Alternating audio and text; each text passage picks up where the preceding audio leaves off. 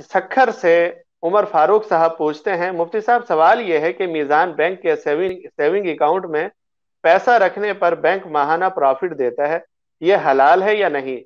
और ये प्रॉफिट किस चीज का मिलता है, जबकि मीज़ान बैंक इस्लामी बैंक है?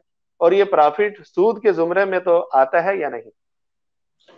देखें, मीज़ान बैंक या और कोई भी गैर सूदी बैंक जिनको आजकल इस्लामी बैंक कहा जाता है, तो वो इस तरह का जो प्रॉफिट देते हैं वो सूद नहीं होता, वो किसी न किसी अक्द के तहत होता है। या तो वो आप उनसे मुराबाहा का अक्द कर रहे होते हैं या मुजारबत का अक्द कर रहे होते हैं, तो उसका जो नफा आता है वो कुछ तनासुब बैंक को जाता है और कुछ तनासुब आपकी तरफ आता है। तो आप जब को बैंक के सेविंग अकाउंट में रकम रखते हैं तो वो आपसे एक फार्म पुर करवाते हैं। उस फार्म में पूरी तफसील लिखी होती है, आप उसको गौर से पढ़ें, जो बात समझ में ना आए वहां के अमले के लोगों से समझें और समझ कर अपने पैसे उसमें रखें, ताकि आपको पता हो कि आपने किस हक के तहत पैसे दिए हैं। तो उसका नफा हलाल होता है, वो हराम नहीं होता, वो सूद नहीं होता। सूद इसको कहते हैं कि आपने बैंक को कर्ज दिया और बैंक आपका कर्ज सूद के साथ लौटा रहा है, तो ये सूद होगा।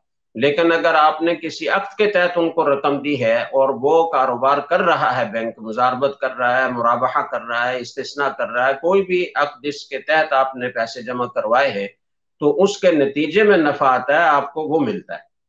अगला सवाल हांगकांग से मोहम्मद वक्कास साहब का है। वो पूछते हैं, मेरा सवाल ये था कि जो रोटी बच जाती है कचरे में फेंकनी पड़ जाती है, तो ये बेअदबी तो नहीं है? इसका शरई हुक्म क्या है?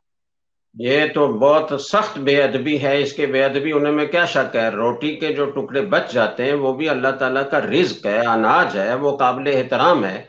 आप उसको कचरे में क्यों फेंकते हैं? आप उसको अलग जमा करें। और हमारे मुल्कों में तो बाकायदा वो भूसी रोटी लेने वाले आते हैं, उनको दे दी जाती है, वो फिर आगे जाकर उसको किसी मुफीद इस्तेमाल में लाते हैं। और अगर ऐसा नहीं है तो आप किसी महफूज जगह पर परिंदों के लिए, जानवरों के लिए उन टुकड़ों को डाल दिया करें, लेकिन उनको कचरे में डालना तो किसी तरह भी जायज नहीं।